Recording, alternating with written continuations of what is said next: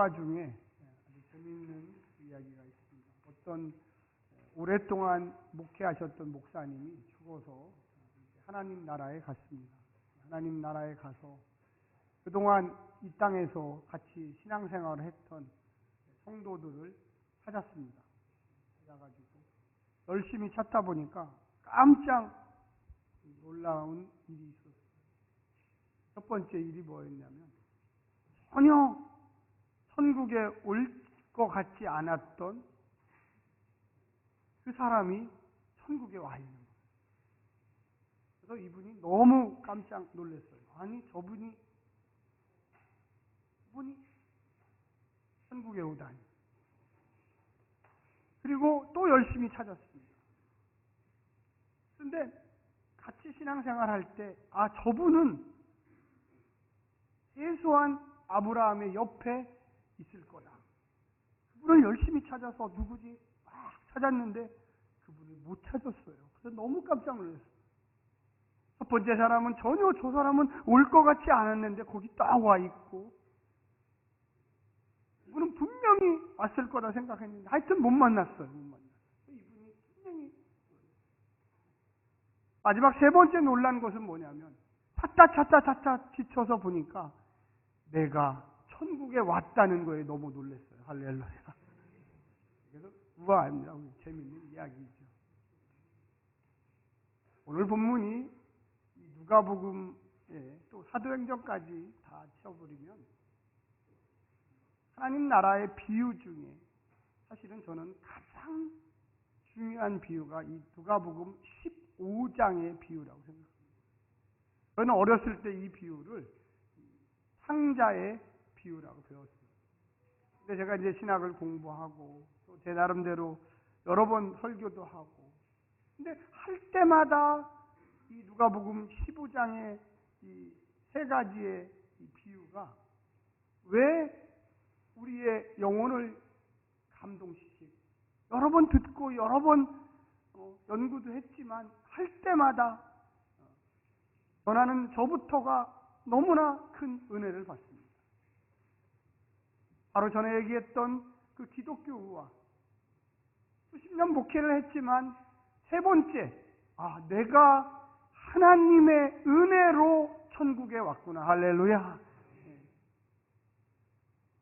이 누가복음 15장에는 세 가지의 비유가 나옵니다. 첫 번째, 잃은 양을 찾은 비유. 100마리 중에 한 마리가 못 쫓아왔어요. 그래서 바깥에 나서 바깥에 놓이게 되면 당연히 야생동물인 이리라든지 사자라든지 계속 99마리를 내버려 두고 밖에 나가서 한 마리를 찾아가지고 너무 기뻐서 그 한 마리를 어깨에 메고 돌아오면서 동네 사람들아 내가 잃어버린 한 마리의 양을 찾았다. 기뻐하고 즐거워하자. 축제를 벌이자.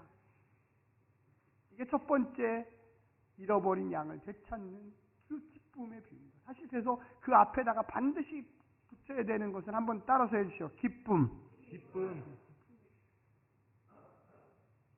두 번째는 여자분들에게 또 중요한 얘기. 잃어버린 드라크마의 비유. 또 다른 얘기로는 드라크마가 뭔지 잘 모르니까 은전의 비유. 잃어버린 은전 한 입을 찾는 거예요.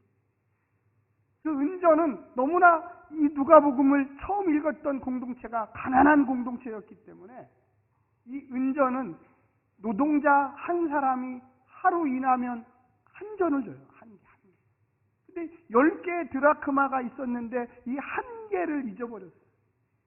여인이 막 방바닥을 찾고 막 여기 찾고 저기 찾으면서 우리식으로 얘기하면 10만 원짜리 동전 하나를 찾으려고 그냥 악을 쓰는 거예요. 그리고 찾았어요. 너무 기쁜 거예요. 내가 이 은전 10만 원짜리 하나 찾았다. 그래서 기뻐서 너무 기쁩니다. 그리고 마지막 이 세 번째 오늘 본문 읽었던 11절부터 32절은 좀 길어요. 내용이 길어요. 여기에서 우리는 잃은 아들을 되찾는 아버지의 비유를 배우게 됩니다. 그래서 첫 번째 100마리 중에 한 마리, 10드라크마 중에 한 드라크마, 은전 하나를 잊어. 그리고 부아들 중에 둘째 아들이 집을 나갔어요. 그래서 점점 이 이야기가 즐겁기도 하면서도 들으면 들을수록 마음속에 깊이 나는 첫째 아들일까 둘째 아들일까 고민이 돼요. 사랑하는 성도 여러분, 우리 한번 같이 1절 오늘 15장 1절 한번 보여주세요. 한번 읽어볼까요? 시작. 모든 세리와 죄인들이 말씀을 들으러 가까이 나오니. 핵심은 여기 있어요. 사실은 여기에 모든 죄인과 세리들, 모든 죄인과 세리들. 예수님은 모든을 붙였어요. 모든. 누구나 특정한 사람이 아니에요. 거기 있는, 그런데 이 죄인과 세리들은 누구냐? 많은 학자들이 연구를 해보니까 한번 따라서 해주십시오. 가난한 자들. 가난한 자들. 옆에 분한테 얘기해 주세요. 당신도 이 모든 안에 들어 있습니다. 핵심이 그거예요. 사실. 그런데 여기에 대해서 이 모든이라는 말을 썼기 때문에 2절에 보면 바리새인과 서기관들은 가슴에서 기분이 안 좋아요. 많은 학자들이 이 본문을 연구했어요. 1절과 2절을 연구를 했어요. 아니 도대체 무슨 얘기일까? 이때는 주로 저녁 시간이에요. 저녁 한 8시나 9시 되는데 이때부터 유대인들은 파티를 시작해요. 주로 만찬을 시작해요.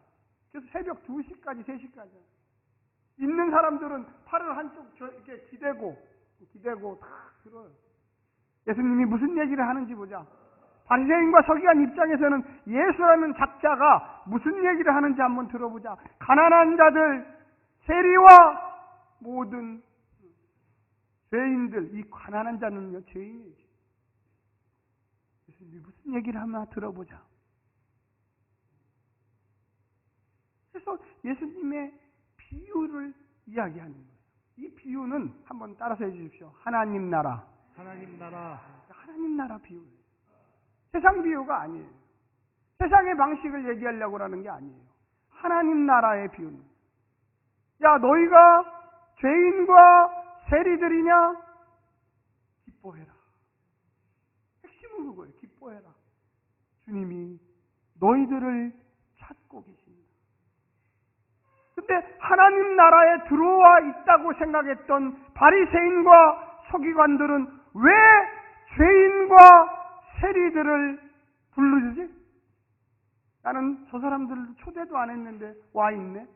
그래서 많은 학자들은 여기 이쪽에는 바리새인과 서기관들이 상석에 쭉 앉아 있고 저쪽 좀 빈 곳에 가난하고 세리들이 쭉 앉아 있는 거예요. 여기 오늘 본문에 보게 되면 자세히 보세요. 1절에 아까 중요하다고 그랬잖아요. 모든 세리와 죄인들이 뭘 들으러? 말씀을 들으러. 어떻게 나오니? 가까이 나오고. 이게 상당히 중요해요. 나에게 중요한 이야기를 한다고 하는 사람은 무언가 귀를 쫑긋이 세워서 들으려고 그래요. 나한테 불편하고 나한테 뭔가 왜 저런 말을 하지? 하는 사람들은 서서히 마음이 다치기 시작해요. 그런데 세리와 죄인들은 한결같이 귀를 꼴깍하고 야, 예수님이 뭐라고 하는지 들어보자. 2절에서 얘기했지만 바리새인과 서기관들은 마음이 불편합니다. 그들이 서로 이야기하고 속닥속닥거리면서 예수님의 이야기를 들으려고 하는 게 아니라 자기들끼리 속닥속닥하면서 어휴! 이 예수라는 선지자가 죄인을 영접하고 오라고 하지도 않았던 이들과 같이 밥을 먹는다. 바리새인과 서기관들은 똘똘한 사람들이었어요. 부자였어요. 그들은 무언가 사회의 지도층이었어요. 그래서 예수라는 선지자가 자기들과 함께 밥을 먹고 자기들의 말을 들어주기를 원했어요. 그런데 예수는 가만히 보니까 자기 편들을 안 들어주고 저 죄인들과 저 저주받는 자들과 그들과 무언가 가까운 것 같아요. 무언가 불편해. 예수님이 첫 번째 비유, 두 번째 비유는 제가 설교는 하지 않지만 하여간 예수님의 핵심은 뭐냐면, 야, 하나님 나라는 잃어버린 자들을 찾을 때 기뻐한다.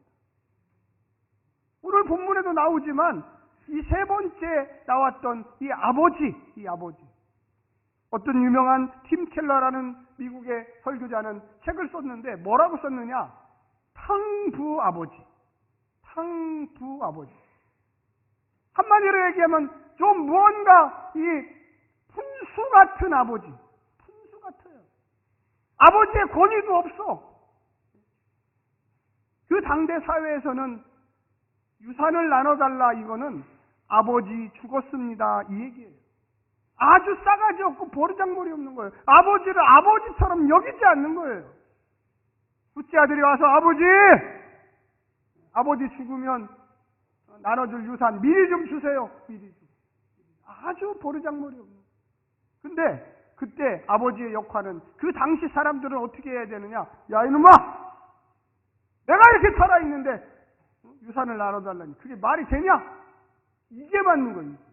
이게 정상적인 거예요. 근데 아버지는 한마디도 하지 아니하고 첫째 아들, 둘째 아들에게 그 분량대로 나눠줬어요. 첫째 아들 안 준 거 아니에요. 첫째 아들도 주고 둘째 아들도 주고, 거기 보면 각각이라고 써요. 각각 나누어줬다. 둘째 아들의 문제점은 아버지가 죽었다는 아버지의 권위를 문가치렸는데, 그 아버지의 권위를 아버지는 전혀 중요하게 생각하고, 그래 너 가져가라.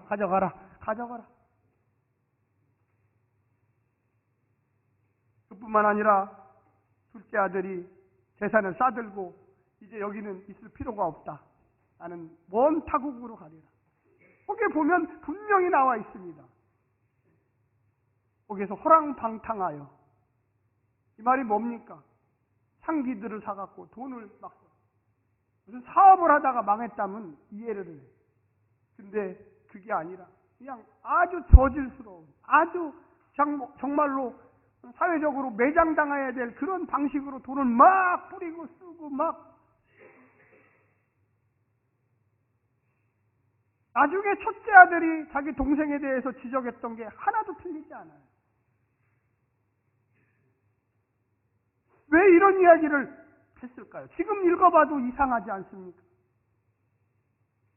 여기 나오는 아버지는 한번 따라서 해주시오. 관대하신 하나님. 누구나 할 거 없이 하나님은 두 손 벌려가지고 지금도 기다리고 있다라는 것을 알려주는 것입니다. 할렐루야. 우리 인간끼리는 서로 판단합니다. 너 잘했다, 잘못했다. 그런데 하나님 아버지는 그게 중요한 게 아니에요. 돌아왔다는 게 중요한 거예요. 회개했다는 게 중요한 거예요. 할렐루야. 하나님은 언제든지 가슴을 열고 마음을 열고 나에게 다시 돌아오거나, 내가 너희들을 이해하고 내 아들 예수 그리스도를 통하여 십자가의 모든 너희의 죄를 내가 다 용서했노라. 할렐루야. 그래서 어떤 신약학자는 이야기하기를, 이 누가복음 15장의 주제는 특별히 이 탕자의 아버지가 주제다.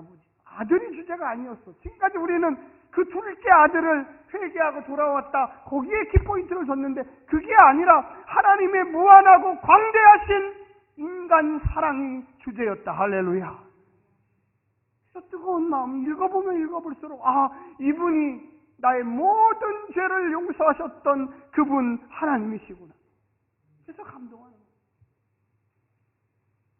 우리가 이 땅에 살면서 첫 번째처럼 잃어버린 양 하나를 찾아도 잔치를 열고 기뻐하고 즐거워하고, 10만 원짜리 동전 하나 잊어버렸다, 그거 찾아도 기뻐하고 즐거워하고.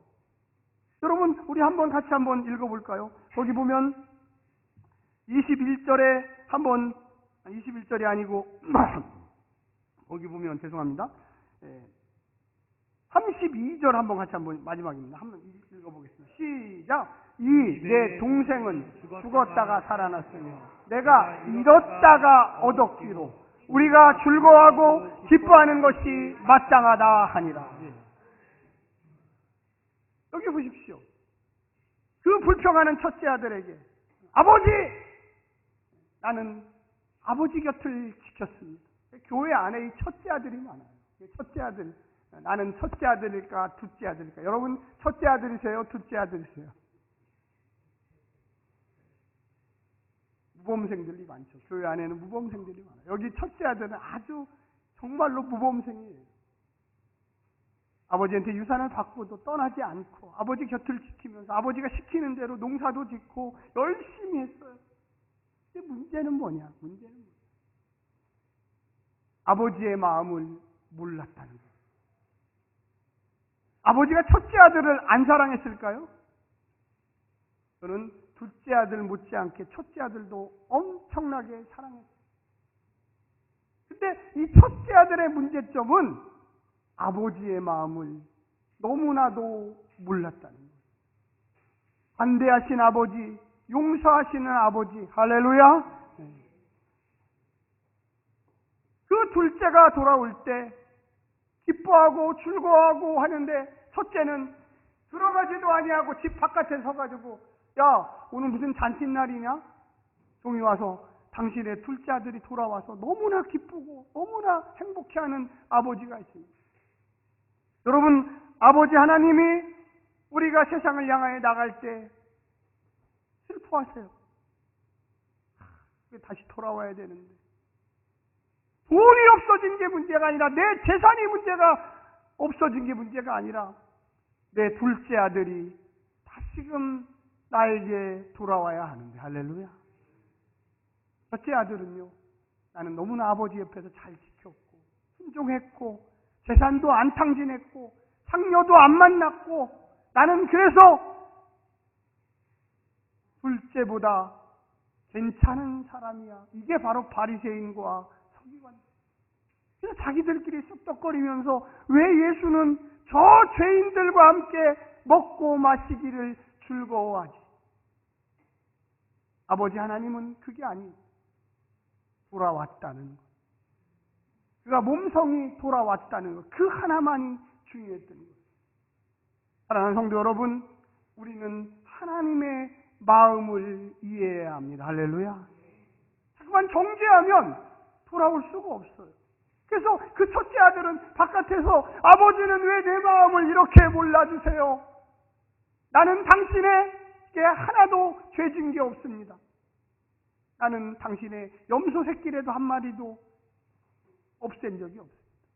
아버지, 왜 그렇게 둘째 아들만 편애하십니까? 편애라고 생각해요.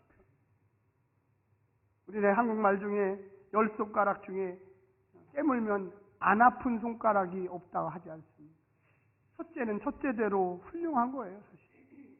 그러나 둘째가 설사 그렇게 방탕하고 타락했지만 돌아왔다는 거에 대해서 여러분 같이 한번 읽어볼까요? 거기에 보시면 20절입니다. 한번 보여주십시오. 시작! 이에 일어나서 아버지께로 돌아가리라. 아직도 거리가 먼데 아버지가 그를 보고 치근히 여겨 달려가 목을 안고 입을 맞추니 이제 깨달았어요. 둘째가 내가 얼마나 나쁜 놈인지, 하나님이 얼마나 나를 이렇게 수렁텅이에 있게 하는지. 우리 아버지 집에 가면 돼지들이나 먹는 주월 열매 정도는 종들도 안 먹는다. 종들도 안 먹는다. 근데 나는 돼지들 먹는 이 주업 열매도 제대로 못 먹는구나. 아버지 집에 돌아가 회개하고 아버지 나를 아들로 여기지 마시고 종으로 여겨주십시오. 종으로 여겨주십시오. 이게 바로 죄인의 심정이에요. 겸손한 심정이에요. 할렐루야. 옆에 분한테 한번 얘기해서 당신도 겸손하게 하나님께 나아가십시오.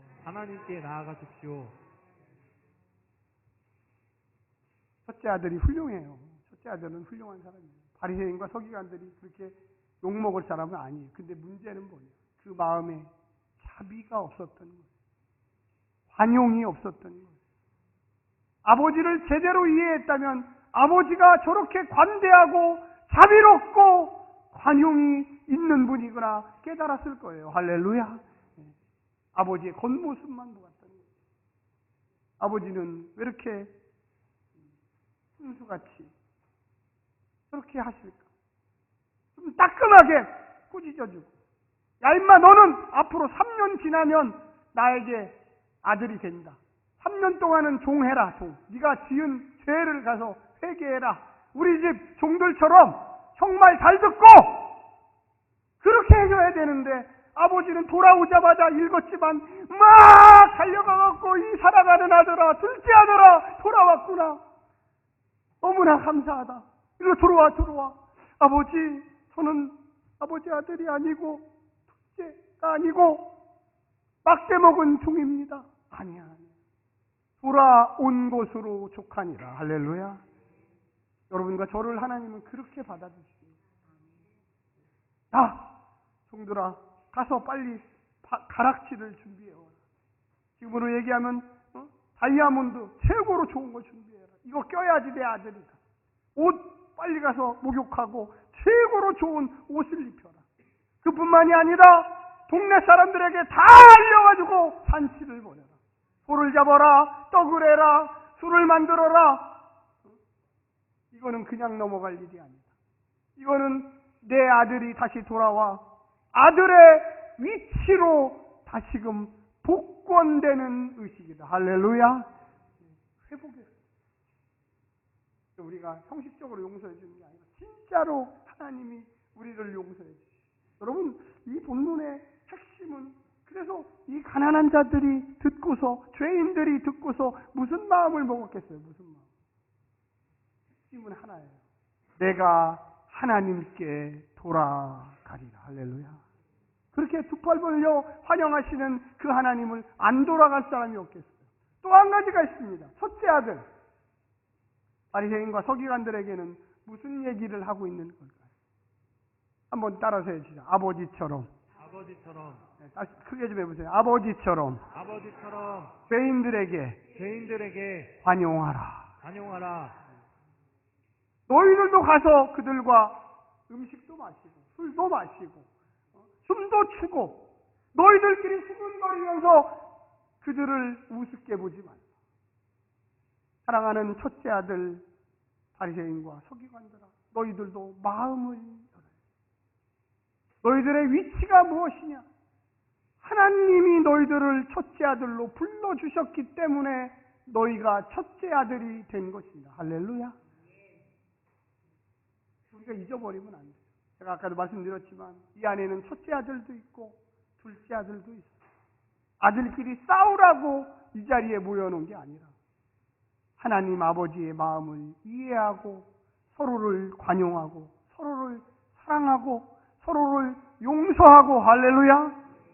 그게 바로 하나님 나라예요. 그걸 깨닫지 못하면 신앙생활 하면서도 늘 불안하고 늘 힘들고 늘 좌절되고 늘 사랑이라고 하는 게 뭔지를 깨닫지 못해요. 그래서 우리가 오늘 본문의 설교 제목이 잃은 아들을 되찾는 아버지 비유. 여기서 이 아들은 잘못하면은 둘째 아들이라고 생각하는데 절대 아니에요. 첫째 아들도 되고 둘째 아들도 됩니다. 그래서 우리가 늘 옆에 분한테 한번 얘기해서 하나님의 마음을 좀 압시다. 다시 한번 하나님의 마음을 좀 압시다. 네. 알아야 돼요. 아버지의 마음을 알아야지 옆에 사람이 이 사람이 첫째 아들이구나. 이 사람이 둘째 아들이구나. 그래서 우리가 이 누가복음 15장을 쫙 읽어보게 되면, 여러 번 읽어보면 와, 잃었던 것을 찾아야, 잃어버린 어린 양을 찾고 드라크마를 찾고, 그리고 아들들, 첫째 아들, 둘째 아들을 찾으려고 하는 그 하나님의 마음을 이해하시기를 간절히 부탁드립니다. 기도하겠습니다.